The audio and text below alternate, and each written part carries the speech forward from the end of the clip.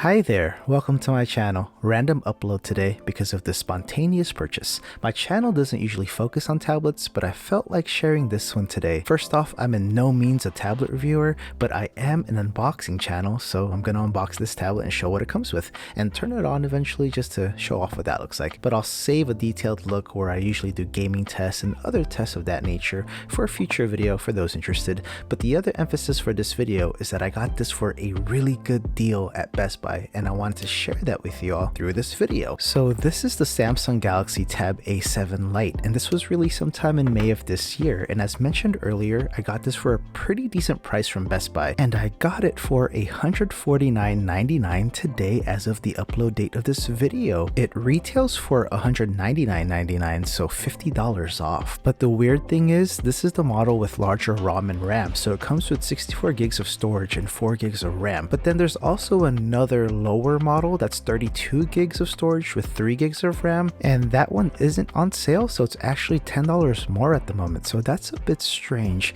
And to add on, I have low expectations with this thing from the start. I just want to put that out there because both models have the same MediaTek processor, so it's not a Snapdragon. So this isn't going to be for power users or anybody looking for a middle to higher tier tablet with that sort of strength. Sugarberry Smash and I got this mainly for her online classes, so she doesn't have to lug around a laptop, and for light usage, you know, web browsing, YouTube, strictly for casual use. So fingers crossed that 4 gigs of RAM with a MediaTek processor can handle that. But anyway, moving on, let's actually get this opened up and remove this lid and show off what the actual tablet looks like and what accessories it comes with. So far, it's a pretty pleasant unboxing experience. Here's the tablet itself. I love how grippable it is already. I can fit that in one hand. It's so hard having a 10-inch tablet sometimes. Anyway, so I kind of messed up on opening this part right here. And for those of you new to my videos, I like to speed up these portions because they're not too important. The accessories are right there. It's one of those slow Samsung chargers. It's not one of the quick chargers. They're nice enough to have a USB-C to USB-A cable, and I'm pretty sure that top portion is just going to be for the quick start guide, so that's kind of a waste of space. I was getting excited, hopefully some wired earbuds would be in there or something, but I know companies aren't doing that anymore nowadays because this minimalistic nature is absolutely terrible for the consumer, and that gripe can be saved for another video for another day. But here is the Samsung Galaxy A7 Lite, or Tab A7 Lite, whatever. It's a whole tongue twister trying to get that all out there. But let me get my wide angle lens put on so nothing's cut off and the whole tablet can be seen in frame. So it's in a little sleeve, so that's some nice protection.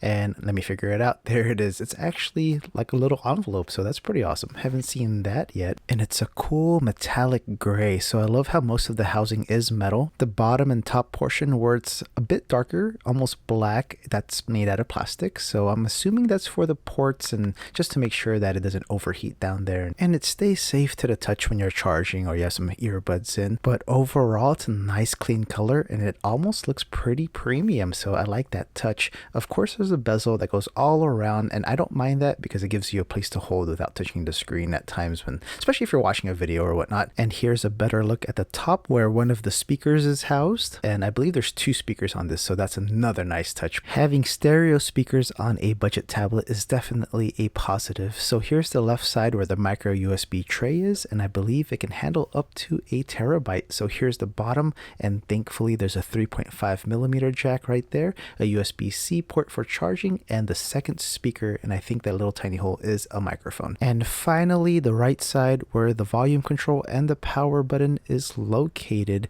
So for those wondering, the front camera on this thing is only 2 megapixels, and the backside has an 8 megapixel camera. And I mentioned that I do a more detailed test in the future, but that's only if this gains more interest. So I'll more than likely do that if I get a few comments down below asking for those tests. So a camera test along with a gaming test, microphone, and I do test the speakers at the end of this video as soon as I turn this on and get everything powered up and go through the whole setup process. But leave a comment down below showing some interest and I'll get working on that detailed testing video as soon as possible. So let me get through this setup and we'll check the screen responsiveness, and I'll load up one of my YouTube videos to test out the speakers. So I'll keep it simple and we'll probably end it after that. But I just wanted to say that this tablet feels really nice in the hands. Its 8.7-inch design fits perfectly in mine, and I have average sized hands, so this definitely can be gripped by most people. So far, the screen resolution is average. It's not the best, but I've seen worse. And I'll start off with this cheap tablet pen,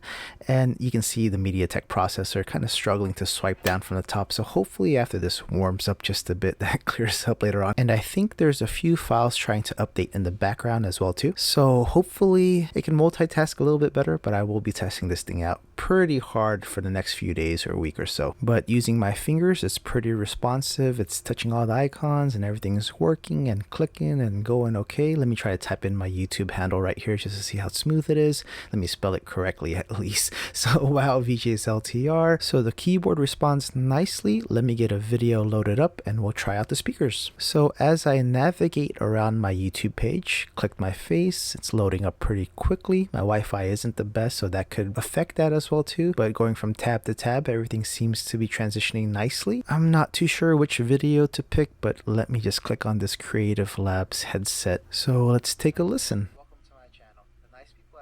Sent over this Super X-Fi Air Gamer hybrid headset to my channel for a review. So I've actually had my eye on this thing for a little while, so I couldn't refuse and accepted to review it. From the start though, to be transparent, this is the most expensive headset that I've ever featured on my channel, and it retails for $150. Also, this is going to be a little bit longer than my usual videos because I test this thing extensively and I have timestamps. For a budget tablet, these speakers sound really good. But I guess that's it for now, and for those who want to see an extensive testing video, let me know in the comments or contact me on Instagram or Discord and I'll get working on that as soon as possible.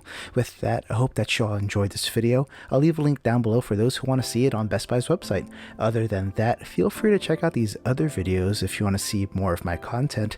And for those who enjoyed hanging out with me today, please consider subscribing. And for subscribers who want to support the channel just a bit more, check out that join button down below to see my channel perks, and maybe you'll see your name at the beginning or end of my next video. I'll see you all soon. Bye.